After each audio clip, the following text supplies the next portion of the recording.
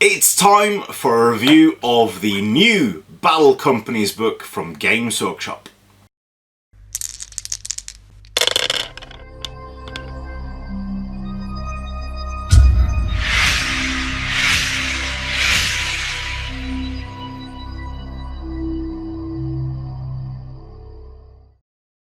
Hello and welcome to yet another video here on the YouTube channel STF Wargaming Studio. My name is Andreas Norwegian Viking and welcome to what might be the sort of the permanent fixture in the background here with loads of cool boxes and all the rubbish down here.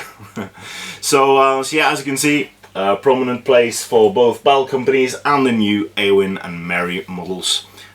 Which I'll also be doing an unboxing of, so stay tuned for that. But for now, it's a review of the new Battle Companies book and look at what's changed, what actually might be worth getting this book for.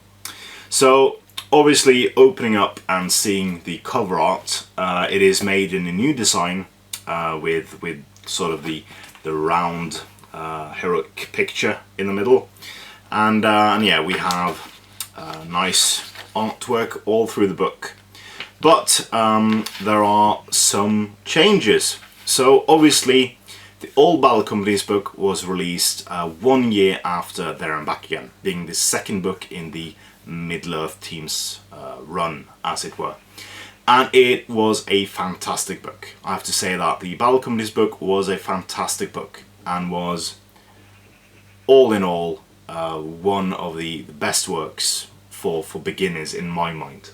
Reason for that is you don't need lots of models. So for those of you who might not know what Battle Companies is a way for you to play games of Lord of the Rings without that many models. So for instance, you could play a Minas Tirith warband and you would only need a handful of Minas Tirith warriors. One box is more than enough. I think you can from the one box of 24 warriors from Minas Tirith make 3 warbands for the game. Obviously, as you go along, since this is meant for campaign play, you would need more models and possibly some more speciality models going ahead.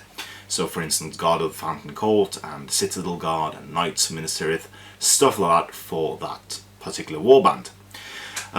But the old Battle Companies book, it's not that old, it's 2 years old now, was made for the old iteration of the rules. It had some elements that were included in the new edition, such as you could pay for exchanging weapons and a lot of other cool tidbits on what to expect for the future.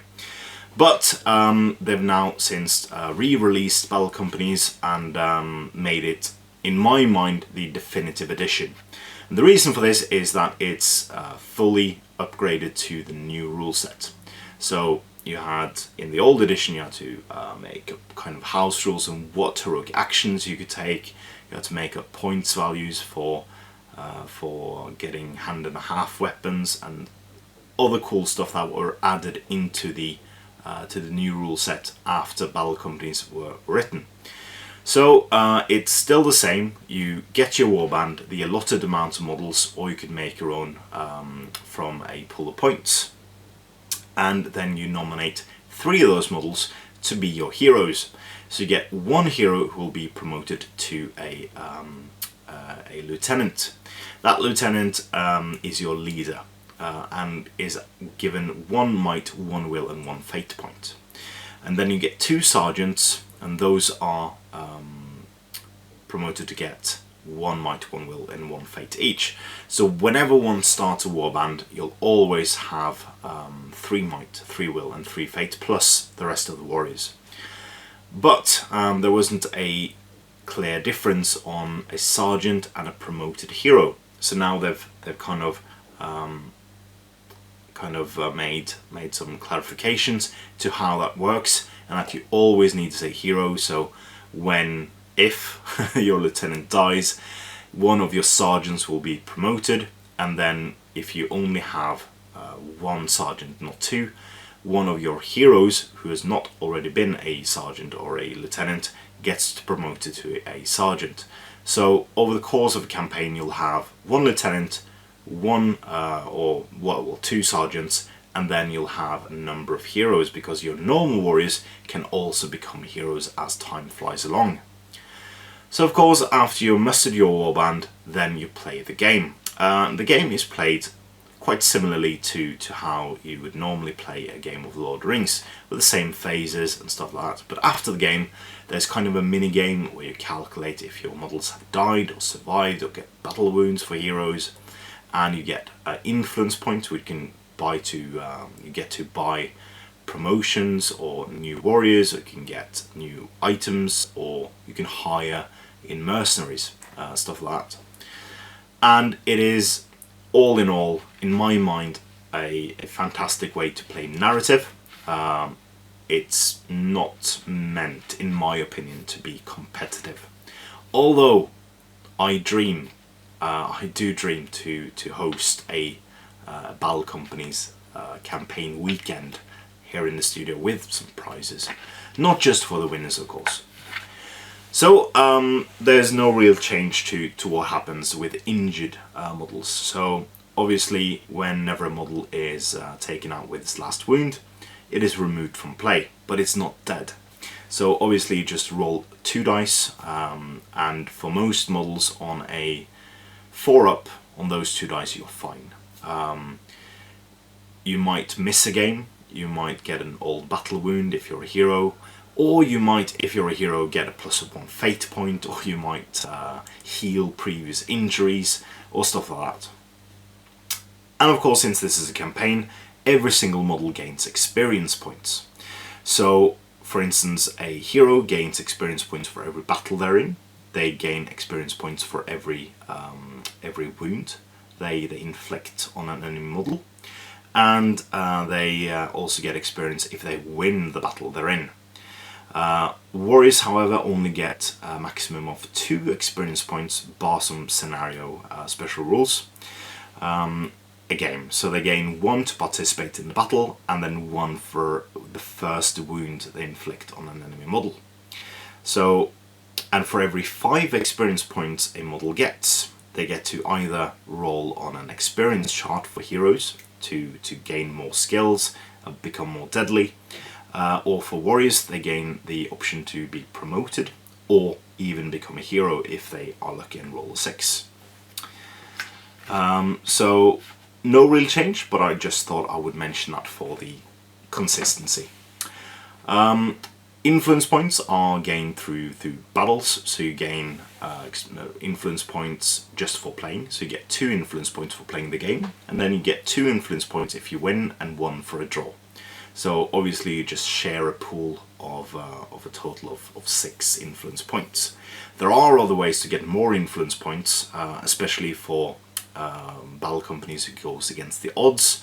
So for instance, for every 15 points of value you have less than your opponent, you get a +1 influence point, in addition to a reroll. And that is done by just calculating what each model is worth. So the warriors are easy, you just, what they're worth is what they're worth.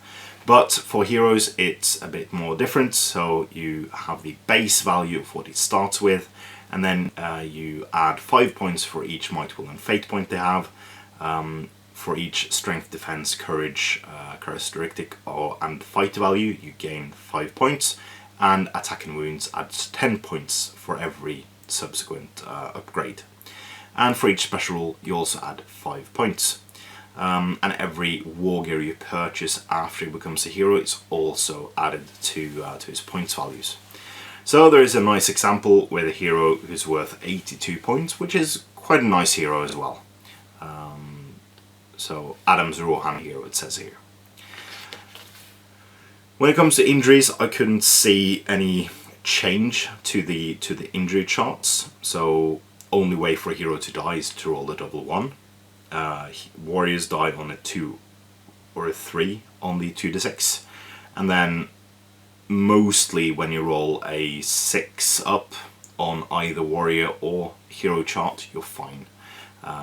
So you get a full recovery, but also on the hero injury chart you can of course miss next game, you can gain all battle wound, or you can gain extra influence points, or you can gain that elusive extra fate point. Experience points I've already gone through. I don't see any other changes than when you first gain your 5th experience point as a hero, you choose a track. So previously you got to choose from, I think it was 5 different trees of skills and characteristics. Now you have to say which path that hero is on and then stick with it. And this leads to some very, very interesting combinations. So the 8 paths that's available is the path of the warrior. This is open to any hero and it's no restrictions. It's mainly combat related skills and combat related upgrades.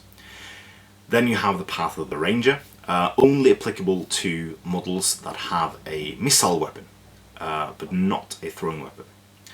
So this is of course a shooty track, so you get master archer, or you get up shoot value or pinpoint shots or stuff like that. Then you have path of the general, also available to any hero, which is like master battle skill. You get inspiring presence or fight courage. You get loads of those: fight courage, attack wound, strength and defense. Those are basic on every single one, but you get extra cool like tricks up your sleeve. For the path of knight, that's only applicable to mounted models, and if you wish to embark on the path for a infantry model, they have to immediately buy a mount. And if for whatever reason they can't do that, then they can't choose the path.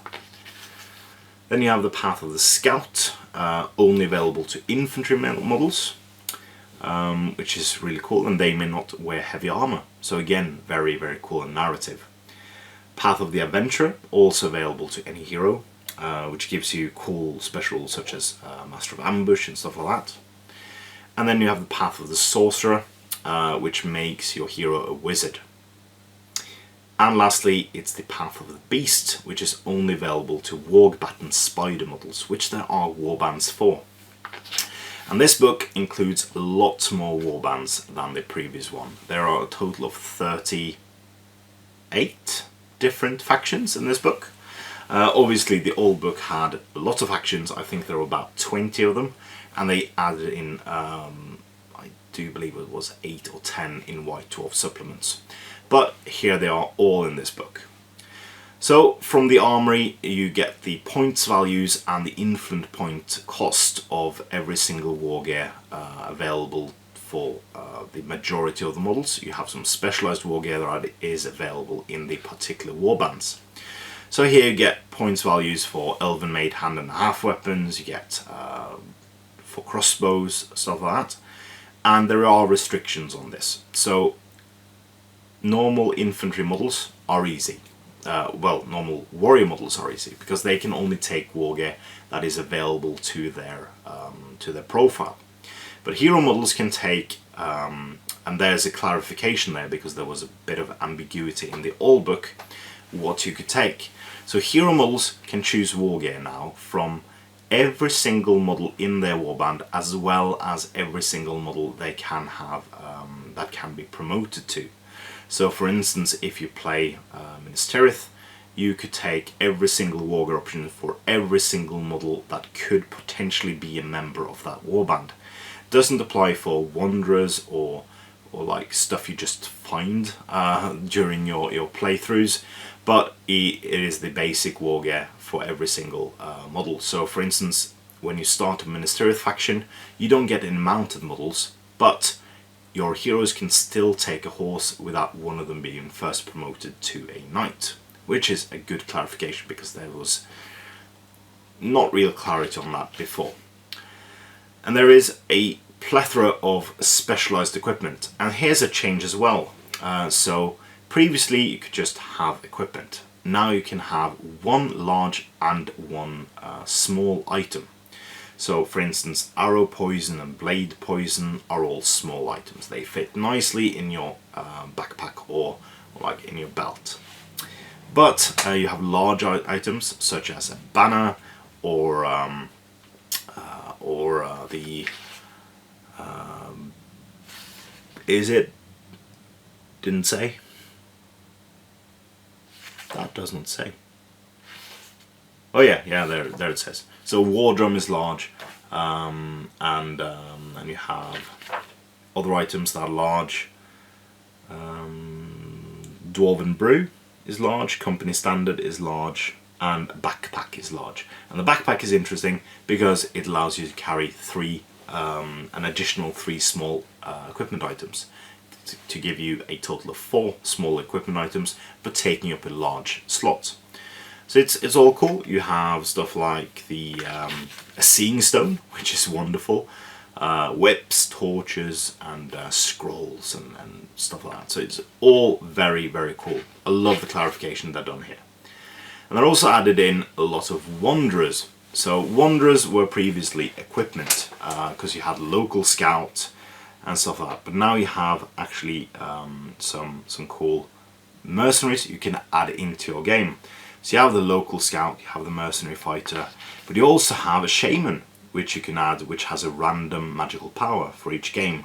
You could buy a wandering dwarf or a wandering elf, and you can even buy creatures such as falcons, pack horses, runish drakes, and ravens. So it's all very, very nicely done. I really, really love the way they've structured the book, and yeah, I think this must be the definitive version.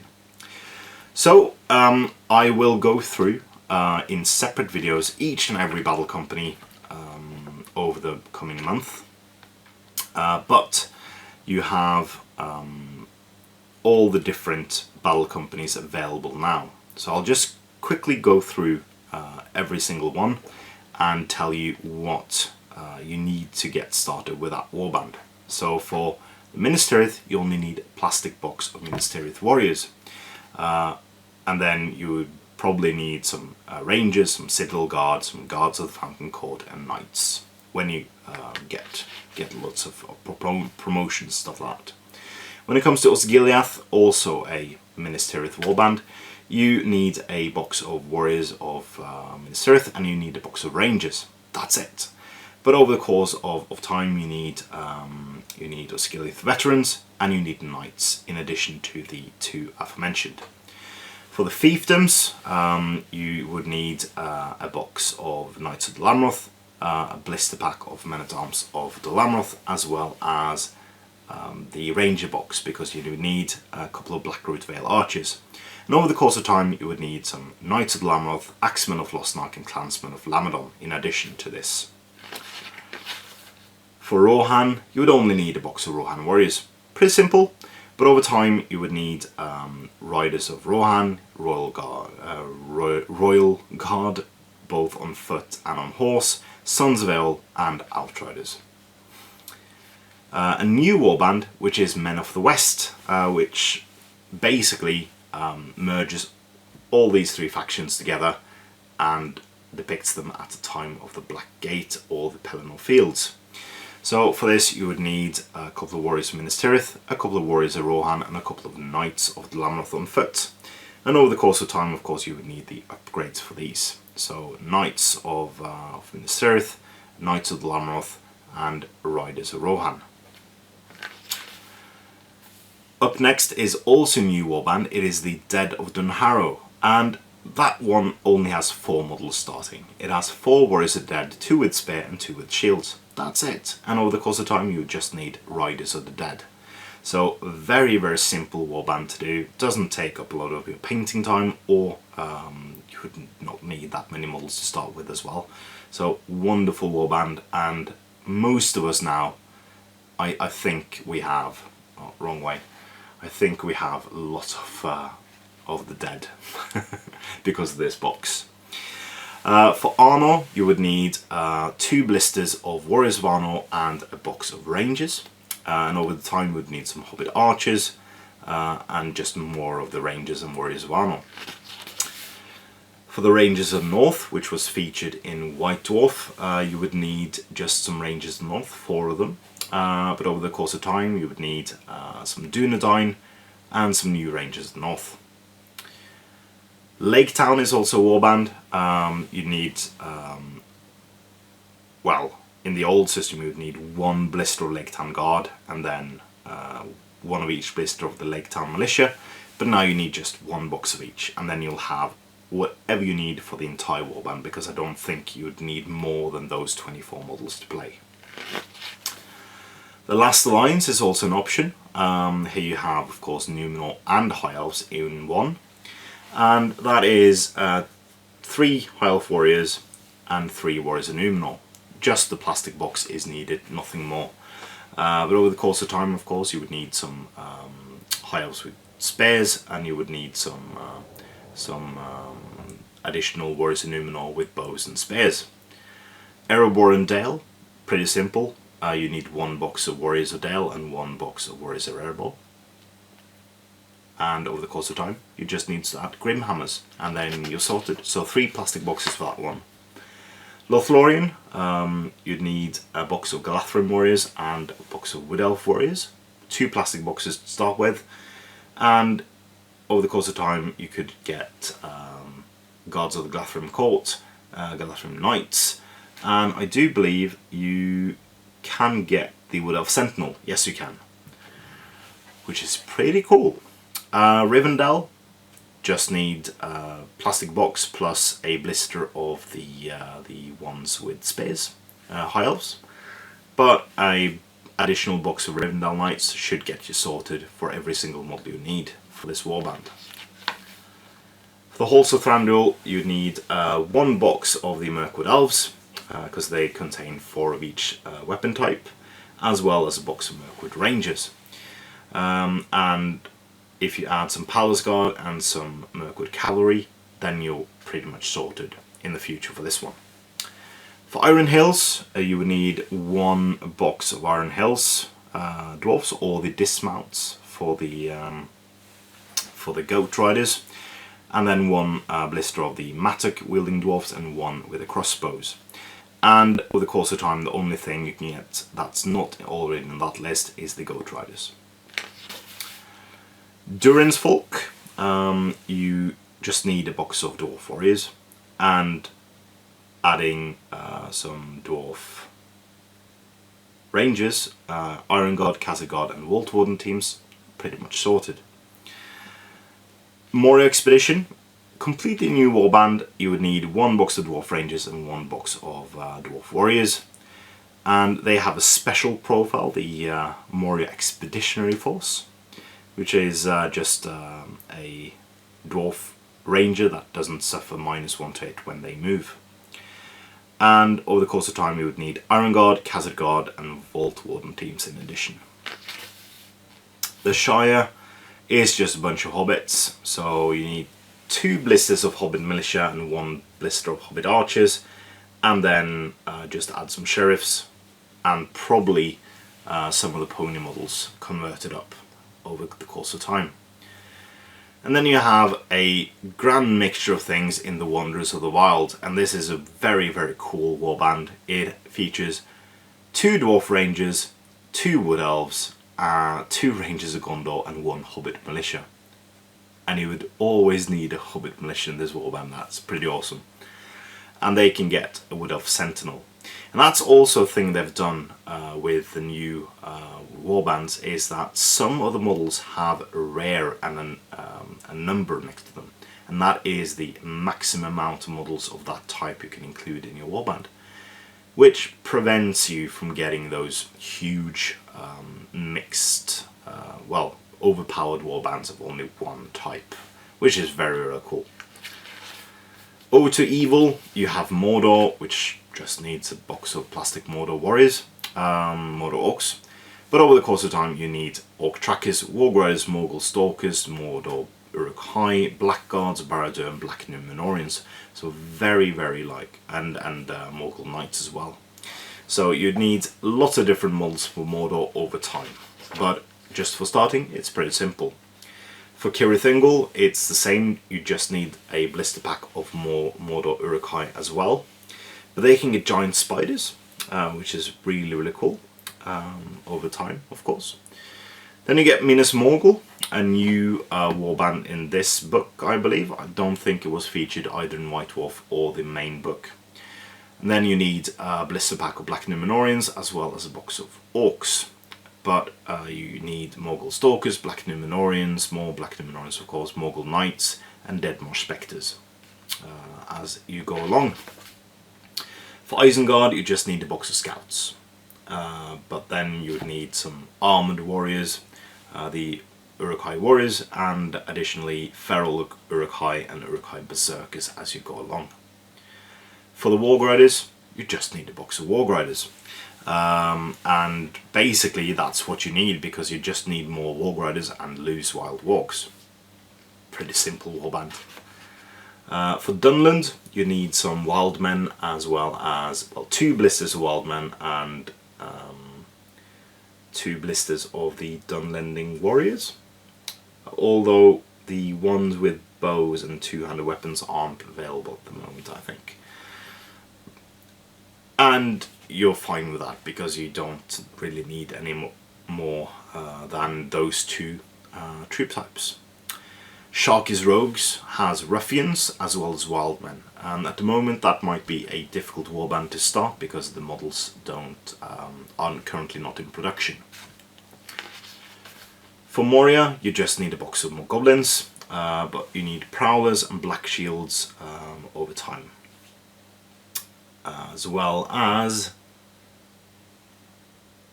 Nope, you don't need anything else. Yep. And then Goblin Town, you just need lots of goblins. Possibly if you have the Escape from Goblin Town box set, you're already sorted. Angmar just needs a box of Orcs. Over time you would need some Trackers, Warg Riders and some Deadmarsh Spectres. Gundabad is a very interesting warband which they have changed. Previously you just needed Gundabad Warriors, Gundabad Orcs. Now you need Goblin Mercenaries in addition. They can also get Fel Wargs and Gundabad Berserkers and Warbats, maximum of 2 Warbats, and they can even hire a Gundabad Ogre. For Dol Guldur you need Hunter Orcs and Fel Wargs, very simple plastic boxes, and they can also get Gundabad Orcs as well as Hunter Orcs on Fel Wargs. The Denizens of Mirkwood, you need Mirkwood Spiders and Fel Wargs. Over time you can get Bat Swarms in there, as well as Hero Spiders, so Broodlings are actually needed as well for this one. Harad, you just need the box of plastic Harad warriors, but over time you need some Raiders, some Serpent Guards, some Serpent Riders, Watchers of Karna and Abrakan Guard. But Karna is also a new warband in the book, and they need Haradrim Warriors, so a box of those will do, and 1 blister of the Warriors of Karna. Over time you'd need some Watchers of Karna and a very special Spectral Warriors, which you could probably use the Army of the Dead for. For Farharad you'd need a couple of Mahud with blowpipes, as well as 2 blisters of the Mahud Warriors, and Raiders as you go along, plus half trolls. You can only have 2 half trolls in your warband, which I find quite good, because having too many of them would imbalance things, I believe. For the Corsairs of Umbar, they have Reavers and Arbalesters and those kind of things as special options and advancements, but starting you'd only need a plastic box for them. For the Eastlings, only need the box of Eastlings, but over time you of course need the Cataphracts. But out of those 2 boxes you can pretty much do anything you want with this one. And for Canned you'd need the Warriors on foot with just normal hand axes and bows. They can get Chariots, which are wonderful, and the Horsemen. And that's all the warbands available. There are 18 different scenarios in this book, which I find fantastic. Previously there was 12, but now there are 18, and it's pretty simple. Just roll first a d6, that gets you the bracket, and then you roll d6 on that to get the actual scenario. So loads of cool scenarios you can play, which really amps up the replayability, and especially in campaign mode, you'll have a different scenario each and every single time you play, even if you play the same opponent. And what they also include in the book is special rules for playing on special locations, such as haunted ruins and in Lake Town, and also in the forests, Fallen Dwarf Halls, Goblin Town, and stuff like that. And it gives you kind of like cool narrative ways to play those places. So it's strictly not needed, but I think it adds a lot when you play.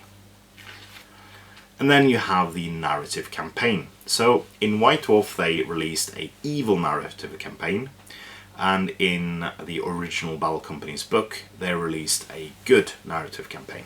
This one goes for both sides. There are in the first scenario some drawback of playing the evil company, but after that you pretty much don't have any drawbacks in the future. So the way to play this is you play the first scenario, then you play between 1 and 3 games of Battle Companies, then you play the second, rinse and repeat until you have played the 5th scenario, and then you're done with the campaign.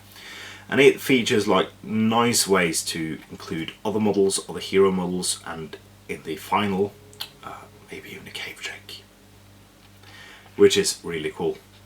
And it is actually, so I won't give away any reviews on this one because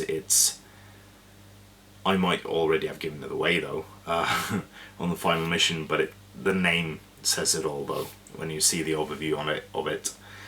But it might not be the coolest thing to read ahead, so not know what you're gonna get. And then finally, it was teased over a year ago, I think, a map-based campaign. And this is where the book really shines. It's a way for you to play a big campaign using a Middle-earth map with special locations which give you special bonuses if you control that portion. So it's basically a huge map of Middle-earth with loads of locations on it and unclaimed territory. So you start one place, I think it's for 2, 4, 6, 8, 10, maximum of 10 players, and then you just branch out and you can claim territory from each other, or you can claim unclaimed territory and just fight your way through.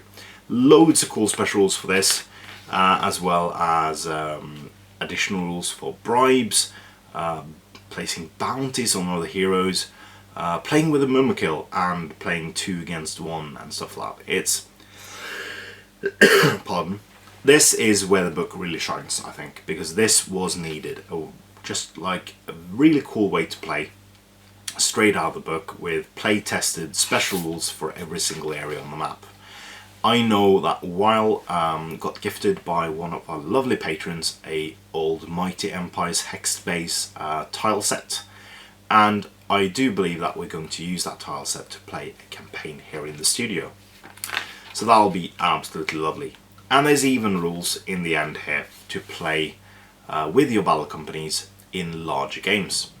So there are 2 scenarios to specially play with them, but there's also rules just to play with your company in just normal games, of course, if your opponent allows. And in the end, there are some fantastic warbands of models painted by you have Jay Clare, Chris Drew, Keith Robertson, David Whittaker, Luke Blake, Louis Sugden, Jason Lees, all their warbands. And I must say, I was gobsmacked by both Louise's fantastically painted Mirkwood as well as Jason Lee's Gundabad Orcs, which were masterfully converted. Really, really love those 2. So it was a joy to see. Then you have the roster sheet, and I'll be happy to note that today recording, yesterday, as you see this, this roster sheet and the map was released as PDFs on the website for Games Europe, so you can just download them there, which is absolutely fantastic. So what do I think? All in all, this is the definitive edition of Battle Companies. I am very happy with the changes they've done. I've I'm very happy with all the clarifications they've done, because that was sorely needed. But it has updated the Battle Company's rule set to the new edition fully this time, and obviously there are some negative comments about releasing a new Battle Company's book so short of time from the last one was released. But there are a few things to consider, and I'll just advocate them here. First of all, J. Clare is a full-time rules writer for Middle-earth, which means that all he does is playtest and make up rules. So releasing this book shouldn't really take time out of his schedule for releasing other books, because there is only so much time sculptors have to release new models. And I know there's something that can be said to just release new profiles without models first, but I wouldn't have it that way personally. I would just have a book with some cool models alongside it to get you sorted, and then of course not everything can be covered from the book in the immediate time span, but doing it like that and then releasing the odd unreleased model in the meantime would give you the kind of push you need. And I really hope that people get behind the new Battle Company's book, because I think it's fantastic.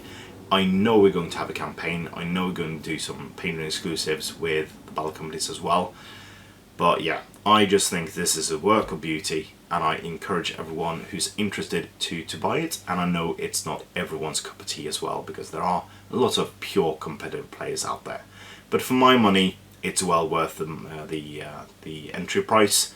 But of course, in the end, your opinion is what matters to you. So if you don't agree with me, then just don't buy it. Let your money speak for yourself. So that was my review of Battle Companies. I give it high grades, but tell me in the comments below if you got this on release day, or if you have seen any of the previews, what you think about the book yourself, and what do you think about the changes made to the rule set. So yeah, please be courteous and kind in the comments to other people as well. But for now, this has been me. Look out for my unboxing of Mary and Eowyn later on today as well. And of course, I think